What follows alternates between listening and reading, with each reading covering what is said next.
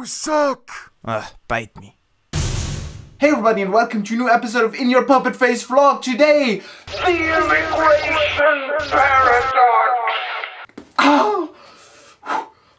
I don't know how the emperor does it, but it hurts like hell. Oh wait, you can't say hell, you should say heck. And don't say God, say gosh, because that will prevent God from helping the poor. You know, you saying God. And I think that's why it's boring in church. And you will go to heck if you don't believe in gosh, and you will be darned. Yeah, that's why it's boring. Anyway, here's this big paradox. Imagine you own a big house. Even better, you own a big house and a big pool.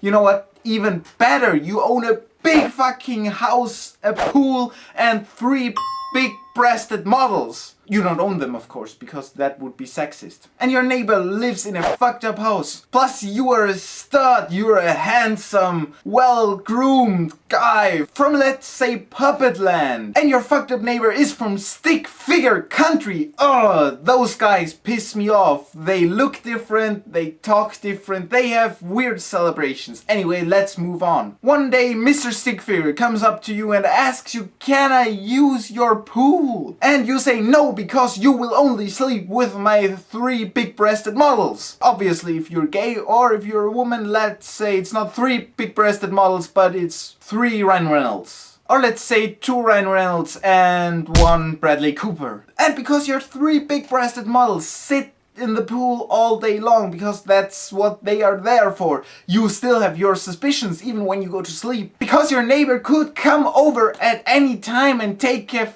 at your models, and we can't have that. And you have it so much better than this guy, so your suspicions are legit, 100% legit. So what do? You build a big fucking fence. Now that works well for a year or so, but you just keep getting richer and richer, and so you get more and more stuff. And Stick Figure Man still only asks if he can come over to swim, and you still don't trust this guy, rightfully so. And one day you find a hole in the fence. Oh my God! Now what do? You hire security and more security and electrify the fence and whatever. And now the weird thing starts happening. You're actually losing money on all that security, on all that fence, on all that big-breasted modelness. Until one cold autumn, winter, summer, one of your 3 big-breasted models leaves.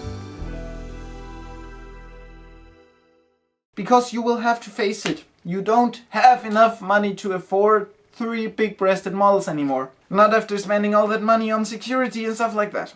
Yeah, sorry. And this concludes my paradox. Because all that money that you spent on your security and on big-breasted modelness, no, that I take back. That was a good investment. Because all that money that you spent actually could have bought your neighbor a great pool. And he only wanted to swim. Of course he also wanted the big-breasted models. But first of all, he just wanted to take a swim. So why not just invest that money into getting your neighbor a pool? And maybe in a couple of years he can get his own big-breasted models if he wants to. Now if you've paid attention, then you'll probably realize I'm not talking about you and your big villa and your neighbor from Stick Figure country, but I'm actually talking about countries. And almost all Western countries actually give huge amounts of money away for foreign aid and stuff. But so often that money and medication, whatever those Western countries send, I'm getting into the immigration issue. I actually didn't really want to get into that issue. I didn't want to get into that issue because you can't just talk about it forever and ever and ever and ever and ever. And it will never really make sense. But there's one thing that I want you to think about. Everybody loves their country. And I don't mean that everybody loves your country, but everybody loves their own country. But what people love even more is a good standard of living. So they will go through tremendous trouble to get to those 3 big-breasted models, and can you blame them? And if we could help their own house to get a pool and get their own 3 big-breasted models, then they probably wouldn't want to come over to us. Hint, hint. Oh wait, you're supposed to wink, I think. Hint, hint. Or is it wink, wink? I can't wink. Because even if the standards of living in your own country are worse than someplace else, you don't want to go live in that someplace else place. Because people always want to stay at home, so it really has to be bad one place for people to go to another place. So maybe we should just try and make it nicer in the other place so that people won't have to come to our place if that's what we want them to not do.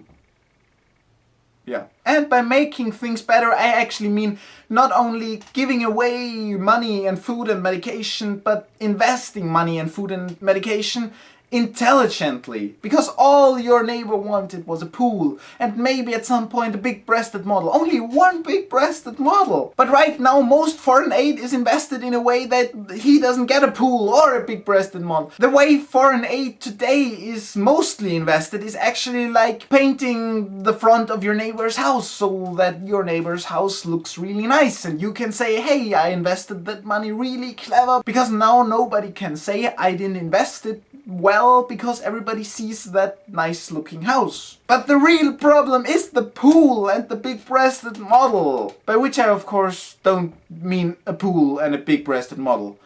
Although, come to think of it, I think that pools and big-breasted models for Nigeria, I think that could also work. Yeah. Think about it.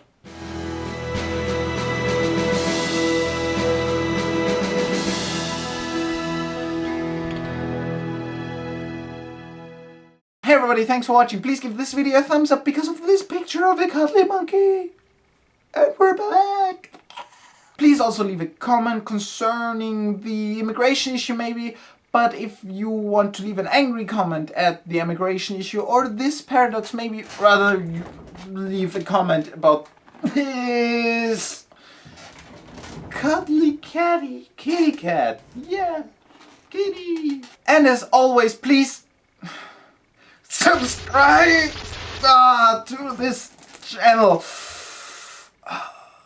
I need ice. Because if you like this episode, then you'll probably like our next one.